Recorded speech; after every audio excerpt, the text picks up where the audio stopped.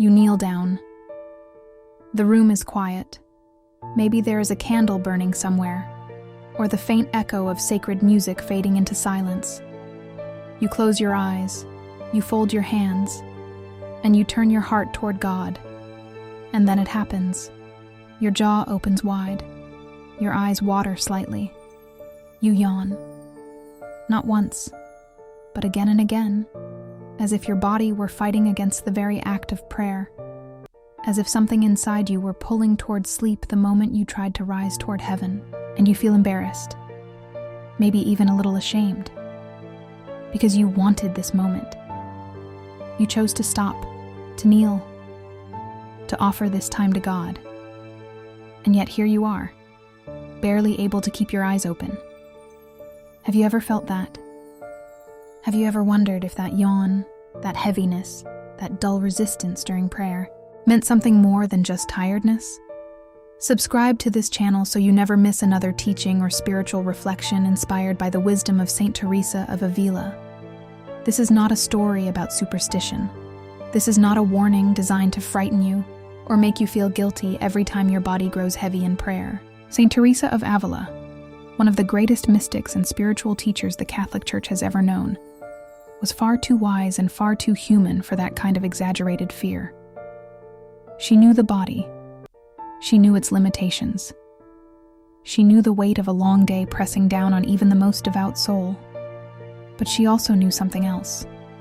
She knew that the way a person prays is a window into the state of their inner life. She knew that prayer reveals what we often try to hide, even from ourselves.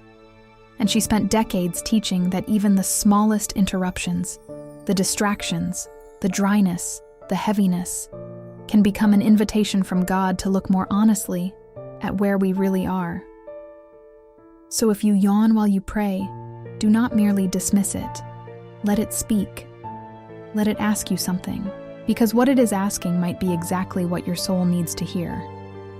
There are 4 spiritual warnings hidden inside that simple, involuntary movement. Not 4 curses, not 4 condemnations, but 4 gentle calls from a God who loves you enough to use even the most ordinary and embarrassing moments to draw you closer to truth. The first warning is about your body and how the disorder of your daily life might be speaking through it. The second warning is about the quality of your attention in prayer and whether your heart is truly present or merely present in appearance. The third warning is about something deeper and quieter, a spiritual lukewarmness that does not announce itself loudly, but slowly steals the hunger from your soul.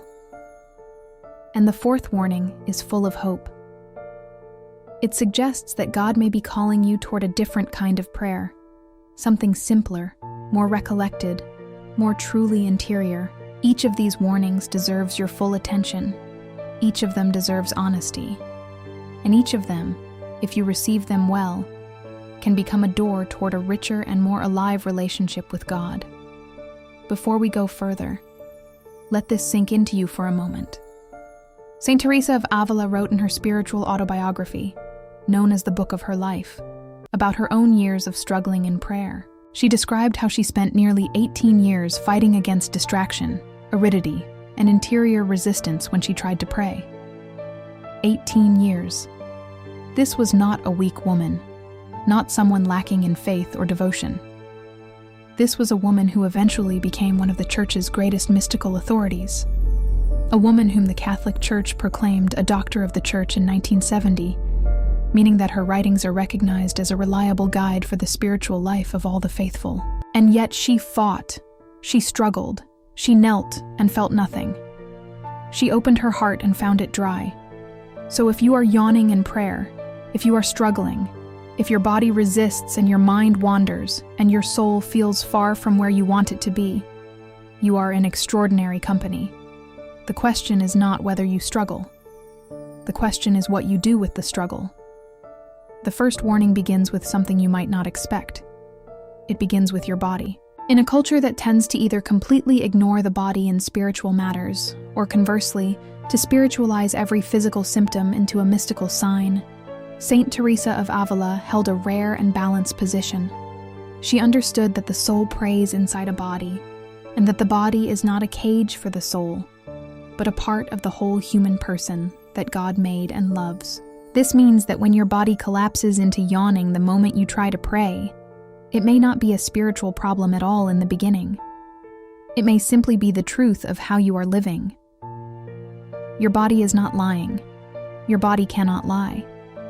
It carries everything you carry: the exhaustion of long days without rest, the constant bombardment of noise and screens and urgency, the restlessness of a life lived without interior silence. And when you finally stop, when you finally kneel, your body lets go of everything it was holding. And sometimes that release looks like yawning, like heaviness, like an almost irresistible pull towards sleep. Ask yourself something honestly. When was the last time you genuinely rested?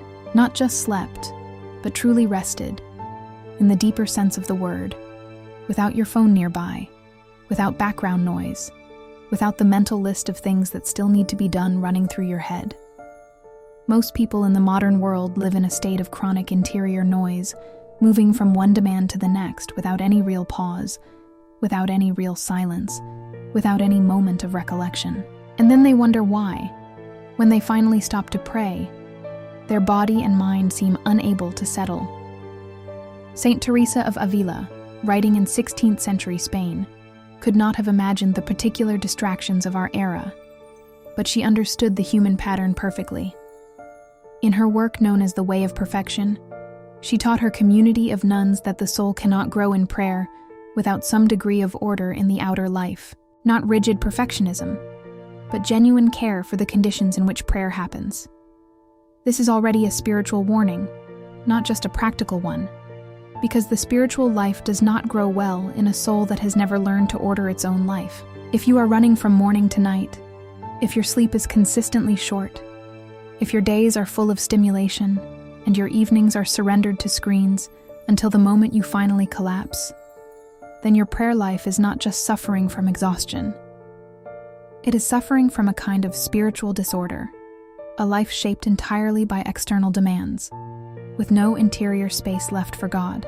Saint Teresa would say, with great gentleness but great firmness, that prayer requires some preparation, not an elaborate ritual, not an hour of silence before you speak a single word, but some real intention, some movement of the heart toward what you are about to do. You would not walk into a meeting with someone you deeply respected while still half asleep and mentally somewhere else. You would prepare yourself. You would gather your attention. Prayer deserves at least that much. So the first thing the yawn is asking you is this: how are you living? Not how are you praying, but how are you living the hours and days that lead up to prayer? Because prayer does not happen in a vacuum. It happens inside a life, and the shape of that life either opens space for God or slowly fills every corner with noise until there is no room left. If your body is collapsing every time you kneel, it might be telling you something important. That your soul is trying to pray with a life that no longer leaves it enough interior room to breathe. And the path forward is not complicated. Rest more. Protect silence. Reduce the noise. Give your body and your soul the conditions they need to be genuinely present to God. That is where the first correction begins, not in the chapel, but in the rhythm of the whole day. The second warning is more interior and more demanding. It concerns not the body, but the heart, and specifically whether your heart is truly present in prayer, or whether it has learned to go through the motions while remaining somewhere else entirely.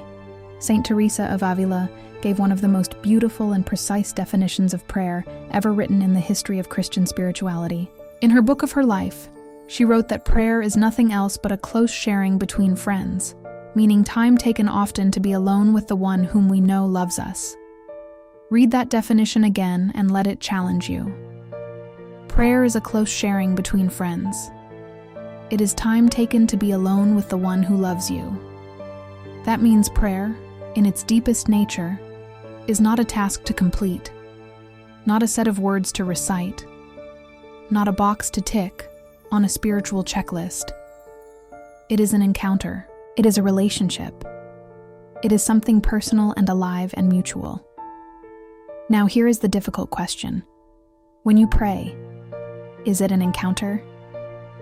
When you kneel and begin your prayers, are you actually turning your attention toward the person who is present with you, the God who knows your name, who sees you completely, who is infinitely interested in you?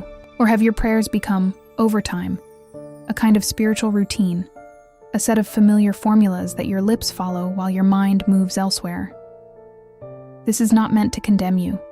This is meant to invite you to honesty. Because if you are completely honest, many people would admit that their prayer life has, at least in part, become mechanical. Not because they stopped loving God, but because they stopped noticing that prayer is supposed to be a meeting. They began treating it like a monologue instead of a conversation, like a duty instead of a desire. And when prayer becomes mechanical, the soul drifts, the mind wanders, the body grows heavy, and very often, the yawning begins. Saint Teresa distinguished carefully between two very different kinds of interior dryness in prayer. The first is what she called holy aridity, a state in which the soul feels nothing, receives no consolation, finds prayer difficult and joyless, but continues to pray out of genuine love and fidelity. This kind of dryness, she taught, can coexist with deep love and can even purify it. It is the prayer of someone who keeps showing up not because it feels good, but because God is worth showing up for. The second kind of dryness is very different. It is the dryness of distracted prayer, of prayer offered without real interior vigilance, of prayer where the lips move, but the soul has already wandered into 100 other places. This second kind does not purify. It hollows out. It trains the soul to be absent from the very encounter it is supposed to be having. And the difference between the two is not always obvious from the outside. It lives in the interior intention, in whether you are fighting to be present even when it is hard, or whether you have quietly given up trying to be truly there at all. If you yawn during prayer and notice at the same time that your soul is not really present, that your thoughts are elsewhere, that you are going through the motions without any real engagement, then the yawn may be a symptom of this second kind of dryness.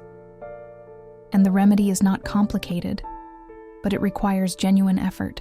It requires that you begin treating prayer again as a meeting with a real person. Before you begin, pause. Take a breath. Say, even silently, something as simple as, "Lord, I am here. I want to be truly here with you. Help me to be present." That brief act of interior turning is not magical, but it is real. It is the difference between walking through a door and actually entering the room. Saint Teresa would tell you, even one moment of genuine attention, one heartbeat of real presence in prayer, is worth more than 1,000 words spoken with a wandering mind. Quality of presence matters more than quantity of words. And if your yawning is a signal that your heart has been absent, let it call you back. If you are with us today and this reflection is touching something real in your soul, we invite you to write in the comments right now, "Lord, I want to pray with a truly present heart." That simple act of writing it is already a prayer. It is already a step. And subscribe to this channel so that you continue walking this path with depth and intention. The third warning is quieter and more serious. It does not announce itself with drama. It does not arrive like a crisis or a sudden fall. It creeps in slowly, over months and sometimes over years, covering the interior life with a fine layer of spiritual indifference until the soul no longer even notices how much it has cooled. Saint Teresa of Avila had a word for this state, and she spoke about it with great urgency in her writings. The word is lukewarmness, and for Teresa, it was not simply a stage on the spiritual journey. It was a genuine danger, precisely because it masquerades as stability. The lukewarm soul is not an obvious sin. It still attends Mass, still recites prayers, still considers itself religious. But something essential has been lost. The hunger, the longing, the fire that once made prayer feel like something necessary and alive. And when that fire fades, prayer becomes something to be endured rather than desired. You may know this feeling. You have perhaps experienced seasons of your spiritual life when prayer was something you looked forward to, when the thought of spending time with God genuinely lit something in you. And then, gradually, almost without noticing, things shifted. Prayer became routine. Mass became obligation. The rosary became automatic. You still showed up, but the interior quality of your showing up had changed. You were present in body, but no longer fully present in soul. And the yawning during prayer, in this context, becomes a small and humbling symptom of something larger. A soul that has allowed itself to settle into a kind of spiritual comfort zone. A place where the demands of conversion are avoided, where the hunger for God is no longer actively cultivated, where it is easier to maintain the appearance of devotion than to actually pursue the depths of it. In the book of Revelation, the 3rd chapter, God speaks to the church of Laodicea with words that Saint Teresa would have known well. He says, "I know your works, that you are neither cold nor hot. I wish you were either cold or hot. So because you are lukewarm, and neither cold nor hot, I will spit you out of my mouth." These are not comfortable words. They are not gentle or reassuring. They are urgent and alarming, and they are meant to be. Because lukewarmness is not a neutral state. It is a gradual retreat from the living God, dressed up to look like contentment. The soul that is lukewarm has not lost everything. It still has its practices, its habits, its religious identity, but it has lost the interior vitality that makes all of those things genuinely nourishing. It is like eating food without tasting it, going through the gestures of a meal while experiencing nothing of its sustenance. Saint Teresa would not condemn you for being in this state. She had tasted it herself. She wrote honestly in her autobiography about years in which she prayed without real interior engagement, years in which she maintained the external forms of devotion while her heart remained largely elsewhere. She did not pretend those years did not happen. She described them with clarity and even with a kind of grief. And then she described what changed. She began to fight. She began to desire the desire she had lost. She began to ask God for the hunger she no longer felt. That act of turning toward God, even from within lukewarmness, that refusal to accept spiritual mediocrity as a permanent address, that is what Saint Teresa would call the beginning of the path back. The yawn during prayer received in this spirit is not an accusation. It is an alarm. And an alarm is only as useful as the response it provokes. If this is where you are, do not look away. Look at it honestly, and begin from here. The 4th warning is the one that carries the most hope. It is not primarily a diagnosis of something wrong, but an invitation toward something better. And this distinction matters, because it changes entirely how you receive what the yawn might be saying. In this 4th reading of the experience, God is not pointing at a disorder in your life, or a mechanical quality in your prayer, or a creeping lukewarmness in your soul. God is pointing forward. He is pointing toward a form of prayer that you have not yet fully entered, a deeper and more interior way of being present to Him, that your current way of praying may no longer be able to contain. In other words, the yawn may be a sign of transition, a signal that your soul is ready for something it has not yet been shown how to receive. Saint Teresa of Avila spent her life exploring and mapping the interior life of the soul. Her great work, The Interior Castle, presents the soul as a magnificent castle with many rooms, or dwelling places, and describes the journey of the soul moving progressively deeper into that castle, toward the innermost room where God Himself dwells. One of the things she noticed in this journey was that as the soul advances, the forms of prayer that once nourished it begin to feel insufficient. The long vocal prayers, the elaborate devotions, the active multiplying of words, all of these begin to give way to something quieter, simpler, more still. The soul that once needed many words to feel connected to God begins to discover that it can be more truly present to God in a single moment of silent attention than in an hour of busy recitation. This transition is real, and it can be disorienting. It can feel like the prayer is not working anymore. It can feel like dryness, like boredom, like that very yawning heaviness you experience when you kneel. But here is what St. Teresa would tell you: that discomfort may not mean the prayer is failing. It may mean the prayer is growing. It may mean that your soul has outgrown one room in the castle and is being drawn toward a deeper one. And the old methods feel heavy and insufficient not because they are bad, but because they no longer match where God is trying to take you. The invitation in this case is not to pray more, but to pray differently. Less quantity, more presence. Less speed, more silence. Fewer words, more interior stillness. This is what the tradition calls recollected prayer, a way of praying in which the soul gathers itself inward rather than pouring itself outward, in which attention rests quietly on God rather than rushing from phrase to phrase. Saint Teresa described this kind of prayer as a great gift that God offers to souls who have persevered, and she taught that it cannot be forced or manufactured, but it can be disposed toward. You can create the interior conditions that allow God to deepen your prayer. And those conditions begin with simplicity, silence, and genuine willingness to be led somewhere you have not been before. If this is where you find yourself, the path forward is beautiful, even if it does not feel beautiful yet. It begins with small and concrete steps. Before you begin to pray, take a full minute of silence. Not silence to think about what you are going to say, but silence to become aware of where you are and with whom you are about to speak. Read one verse of scripture slowly, as if you had never read it before, and let it sit with you rather than immediately moving on. Make the sign of the cross with full awareness of what you are doing. Invoke the Holy Spirit with genuine expectation that He will help you pray. And then pray with less, not more. Fewer words, more pauses, more willingness to simply remain in the presence of God without needing that presence to feel a particular way. Saint Teresa would tell you that this simpler, more interior prayer is not a lesser form of prayer.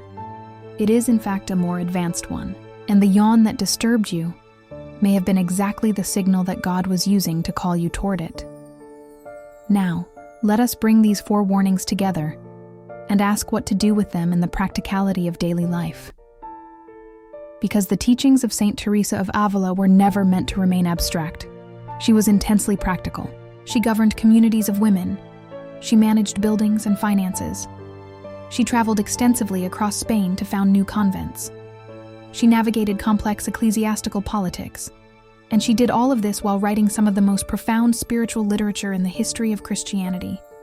She understood that holiness does not happen in theory.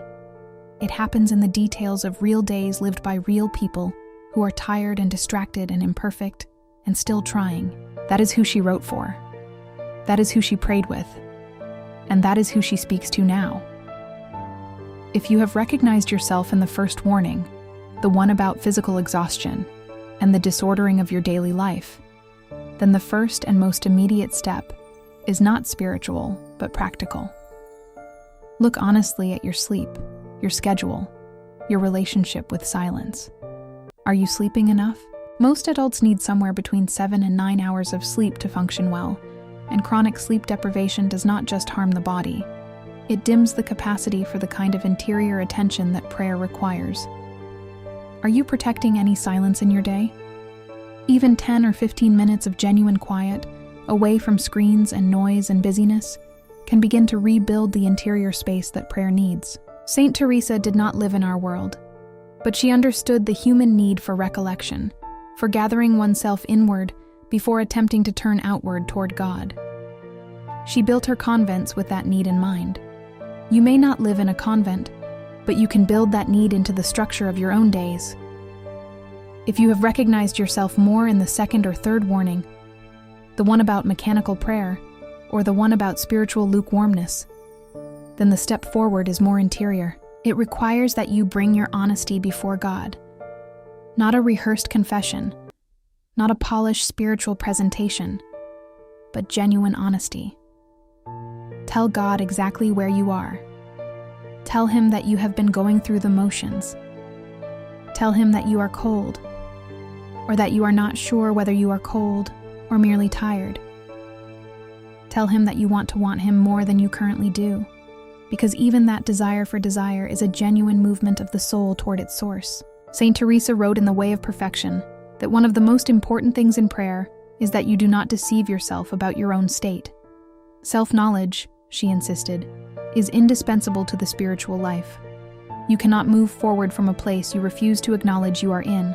But once you acknowledge it, honestly and without excessive self-condemnation, the path forward becomes visible. And if the fourth warning has resonated with you, if there is something in you that recognizes the invitation toward a simpler and more recollected form of prayer, then begin today. Not tomorrow, not after you feel more ready, not when your life is less busy. Today. After reading this, before the day continues, find 5 minutes and simply sit in silence with God, not to accomplish anything, not to feel anything in particular. Simply to be present, in the way that a person sits with a dear friend who does not need to be entertained or impressed, just accompanied. That is all God is asking in this fourth invitation. Not more effort, not longer prayers, not a more sophisticated spiritual practice. Just you, as you are, with Him, as He is, in honest and simple presence. Saint Teresa called this the prayer of recollection, and she believed it was accessible to every soul who truly desired it. Not just to mystics or monks or people with hours of free time, to every person who genuinely turns toward God with a quiet and willing heart. There is one more thing that needs to be said, and it concerns the way you relate to yourself in all of this. One of the temptations that arises when we start examining our prayer life is the temptation to fall into either of two unhealthy extremes. The first extreme is superstition, treating every yawn as a diabolical signal, every distraction as a spiritual failure, every moment of heaviness as evidence that God has abandoned you, or that something is deeply wrong with your soul. Saint Teresa would have nothing to do with this kind of spiritual anxiety. She was psychologically clear-eyed and emotionally healthy. She taught her sisters to distinguish between genuine spiritual problems and the ordinary difficulties of the human condition, and she urged them not to exaggerate their troubles or to treat every interior discomfort as a crisis. The second extreme is equally dangerous, and perhaps more common in our era. It is the temptation to dismiss everything, to explain every yawn as pure biology, every distraction as simple tiredness, every moment of spiritual emptiness as just a bad day, and to never allow those experiences to ask you anything real about your interior life. This is the extreme of spiritual shallowness, and it slowly closes the door to growth. Because if you never let your prayer life ask you any serious questions, if you are always finding explanations that require no response and no change, then you will remain where you are. And where you are, however good in some ways, is never the fullness of what God is offering you. The spiritual life is always an invitation forward, always a call deeper, always a movement toward more truth, more love, more union with the God who made you and is drawing you toward Himself with infinite patience and tenderness. Saint Teresa of Avila understood this with her whole being. She spent decades moving from the outer rooms of the interior castle toward its deepest center, and she described that journey with astonishing honesty, including all the times she got stuck, all the times she turned back, all the times she chose comfort over depth. But she kept moving. She kept choosing. She kept turning her face toward the light even when she could not see it. And her life stands today as evidence of what happens when a soul takes its own spiritual life seriously, not with scrupulosity or fear, but with genuine love and genuine desire for the God who is always more ready to give than we are to receive. You have that same call. You carry that same invitation. And it is waiting for you in the next quiet moment you choose to kneel and open your heart, however imperfectly, however sleepily, however uncertainly. Do not be afraid of the yawn. Do not be paralyzed by it. Let it speak, and then respond to what it says. Because the soul that accepts an honest look at itself, that receives correction with humility, an invitation with courage, that soul is already on the path that Saint Teresa walked, and it is the most beautiful and most demanding and most worthwhile path a human life can take. the path toward the one who is always waiting at the center of the castle, always ready to receive whoever turns toward him with a sincere and hungry heart. That heart can be yours. That encounter is available to you, and it can begin today, even here, even now, in the middle of whatever ordinary and imperfect day this is. We have walked through 4 warnings together, and now let us hold them quietly for a moment before moving toward the end of this reflection. The first warning said, "Look at how you are living." The disorder, the exhaustion, the noise of a life without silence is speaking through your body when it yawns in prayer. The remedy begins not in the chapel, but in the choices you make about how to structure your days, your rest, your relationship with interior quiet. The second warning said, "Look at how you are praying. Not just whether you are praying, but how. Are you truly present? Is your heart turning toward God with genuine attention? Or has prayer become a habit of the lips while the soul remains absent? The quality of your presence matters more than the quantity of your words." The third warning said, "Look at the temperature of your soul." Lukewarmness is not dramatic. It does not announce itself. It is the quiet fading of spiritual hunger, the gradual acceptance of a religious life that maintains all the external forms while losing the interior fire. And it is precisely the kind of thing that a small, honest alarm like a yawn during prayer can help you notice before it goes any further. The fourth warning offered a different and more hopeful reading.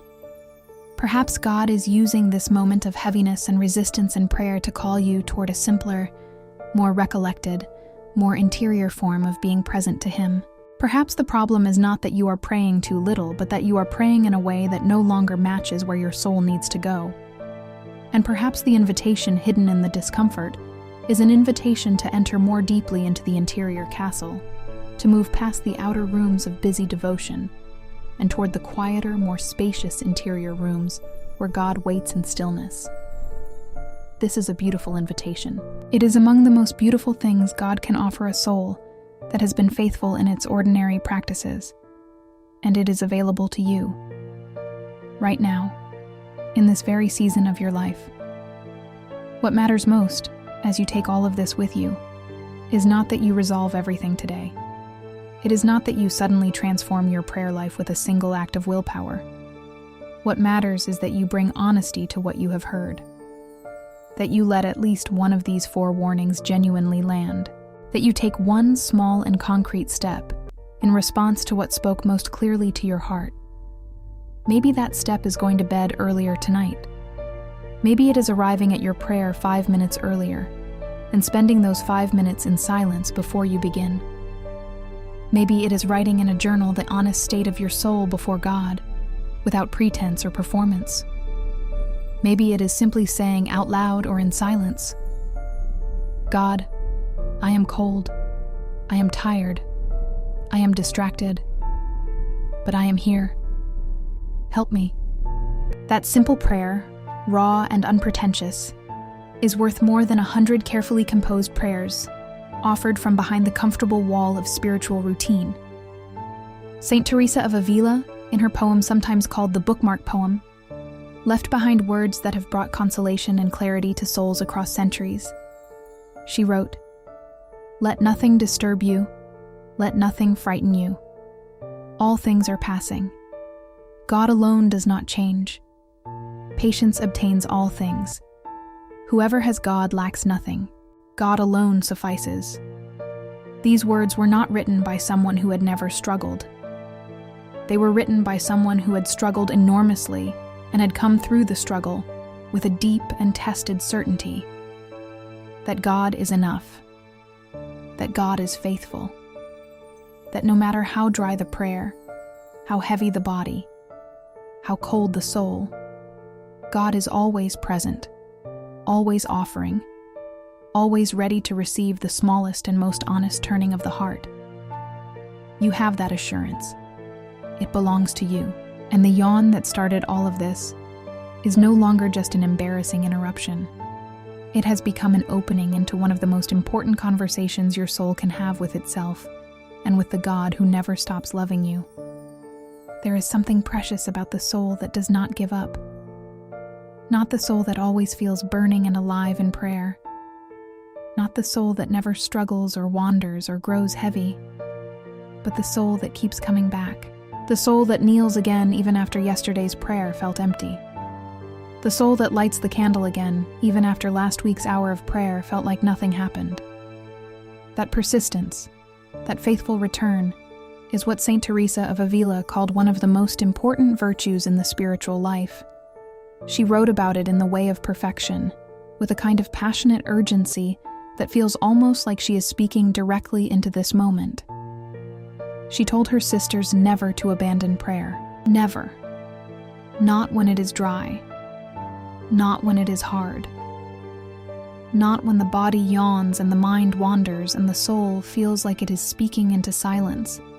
Because the soul that perseveres in prayer, even badly, even imperfectly, even with more yawning than fervor, is a soul that is staying in the place where God can find it.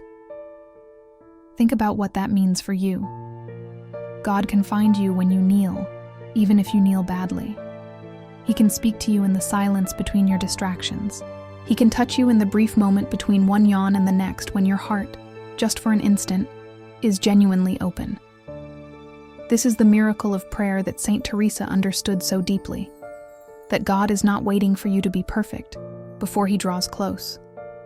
He is already close. He is already present. The interior castle that she described is not somewhere you have to travel to from the outside. It is within you. You carry it everywhere you go. And at the center of it, in the innermost dwelling place, God is already there, already waiting, already loving you with a love that does not depend on the quality of your prayers, or the alertness of your eyes, or the warmth of your feelings. He is simply there, and He is simply asking you to come further in. This means that your most important response to the 4 warnings in this reflection is not a more impressive spiritual performance. It is greater interior honesty combined with greater interior perseverance. Honesty that says, I see where I am. I acknowledge what needs to change. I do not pretend that my prayer life is in a different condition than it actually is. And perseverance that says, I will not stop. I will not give up on prayer because it is hard or dry or heavy. I will make small corrections. I will apply the practical wisdom that Saint Teresa offers. And I will keep showing up, however imperfectly, to the encounter that God is always ready to have with me. These two together, honesty and perseverance, are the heart of everything Teresa ever taught about the interior life. They are the engine of growth. They are the path from the outer rooms of the castle to the inner ones, and they require nothing extraordinary. Only the courage to be true and the humility to keep going. We have traveled a long way together in this reflection. We began with a yawn, with that small and humbling moment of physical resistance in prayer that so many people have experienced and so few have ever thought to examine carefully. And we have arrived at a vision of the soul that is being called, not condemned, being invited, not merely corrected, being drawn toward a deeper and truer and more alive relationship with the God who made it. That is what the 4 warnings of Saint Teresa of Avila have to offer you. Not fear, not guilt, not an impossible standard, but a clear mirror and a generous hand reaching toward you from the other side. All you need to do is look honestly into the mirror and reach back.